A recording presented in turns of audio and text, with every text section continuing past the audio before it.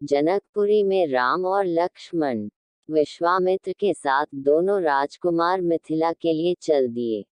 सोन नदी को पाकर वे सब एक बड़े सुंदर प्रदेश में पहुंचे। वहां बड़े सुहावन वन थे। श्री राम ने उस देश के बारे में मुनि से पूछा। विश्वामित्र ने बताया कि यह मेरा ही देश है। बहुत पहले मैं यहाँ का राजा था। इसी प्रसंग में उन्होंने अपनी वंशावली भी राम लक्ष्मण को बताई। रात को विश्राम कर वे फिर आगे बढ़े। विश्वामित्र ने गंगा की उत्पत्ति, पार्वती की कथा और स्वामी कार्तिक के जन्म की कहानी राम लक्ष्मण को मार्ग में सुनाई। जब वे मिथिला के निकट पहुंचे तो नगर के बाहर उन्हें एक सुना सा आश्रम दिखाई पड़ा। श्री राम ने उसके विषय में जानना चाहा। ऋषि बोले, किसी समय ये गौतम मुनि का आश्रम था। जब वे अपनी पत्नी अहल्या के साथ यहाँ रहते थे तब इसकी शोभा अद्भुत थी। एक दिन बड़ी दुखद घटना हुई। एक रात को सवेरा हो जाने के भ्रम में जब गौतम ऋषि गंगा स्नान को गए तो ऋषि के भेष में इंद्र आश्रम में घुस आया। जब वह आश्रम से निकल रहा था उसी समय महर्षि गौतम आ पहुंचे। इंद्र को देखकर उन्हें क्रोध आ गया। उसे कठोर शाप दिया। उन्होंने अहल्या का भी त्याग कर दिया। अब वह पत्थर की मूर्ति की तरह रहती है। मन में राम राम कहती हुई दिन काट रही है। ये कथा सुनकर राम को अहल्या पर दया आई। राम ने आगे बढ़कर ऋषि पत्नी के पैर छुए। राम का स्पर्श पाते ही अहल्या शाप मुक्त हो गई। गौतम ऋषि ने भी अहल्या को सहर्ष स्वीकार कर लिया। इस घटना से राम का यश और फैल गया। राजा जनक को विश्वामित्र के आने का समाचार मिला। वे शतानन तथा अन्य ऋषियों को लेकर स्वागत करने के लिए नगर के बाहर आए। आते ही उन्होंने मुनि को अंदर के साथ प्रणाम किया और कुशल समाचार पूछा। जब उनकी दृष्टि राम लक्ष्मण की ओर गई तब राजा जनक की आंखें खुली की खुली रह गई। उन्होंने विश्वामित्र जी से पूछा, ये सुंदर बालक कौन है?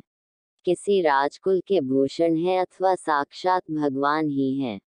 मेरा सहज विरागी मन भी इन्हें देखकर इनकी ओर खींचा चला जा रहा है। विश्वामित्र ने कहा, महाराज आपका कहना ठीक ही है। ये कौशल नरेश महाराज दशरथ के पुत्र हैं। आपके सुनाभ नाम के विचित्र धनुष को दिखाने के लिए मैं इन्हें अपने साथ ले आया हूँ। पुत्री सीता के विवाह के संबंध में जो आपने प्रण किया है उसे मैं सुन चुका हूँ। राजा जनक ने मुनि की स्तुति की और यज्ञशाला के निकट ही एक रमणीक उद्यान में मुनि और राम लक्ष्मण के ठहरने का प्रबंध कर दिया। अगले दिन गुरु विश्वामित्र के साथ राम लक्ष्मण यज्ञशाला में गए।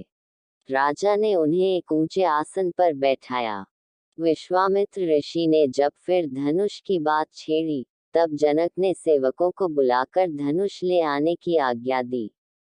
ये धनुष लोहे के 8 पहियों वाले एक बड़े संदृक में रखा था। उसे खींचकर जब सेवक ले आए तब राजा जनक बोले, मुनिव, ये शंकर जी का धनुष है। देवताओं ने हमारे एक पूर्वज देवराज को इसे दिया था। इस भारी धनुष को कोई नहीं उठा सका। प्रत्यंचा चढ़ाना तो दूर की बात है। मेरे प्रण को सुनकर अनेक राजा और देव दानव आए और लज्जित होकर चले गए। गुरु का संकेत पाकर श्री राम ने धनुष सहज ही उठा लिया और ज्यों ही प्रत्यंचा चढ़ाकर उसे खींचना चाहा कि वह बीच से टूटकर 2 टुकड़े हो गया। वज्रपात जैसा भयंकर शब्द हुआ और पृथ्वी कांपने लगी। धनुष टूटते ही राजा जनक के हर्ष का ठिकाना न रहा। राम के सौंदर्य और बल विक्रम को देखकर वे बोले, मुनिव, आपकी कृपा से मुझे अपनी पुत्री के लिए मनचाहा वर मिल गया।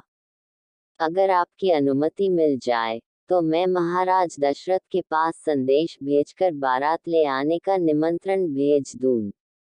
विश्वामित्र बोले, अब क्या पूछना? शुभ कार्य में देर क्यों की जाए? राजा जनक ने अपने मंत्रियों को शीघ्रगामी रथ द्वारा अयोध्या जाने की आज्ञा दी।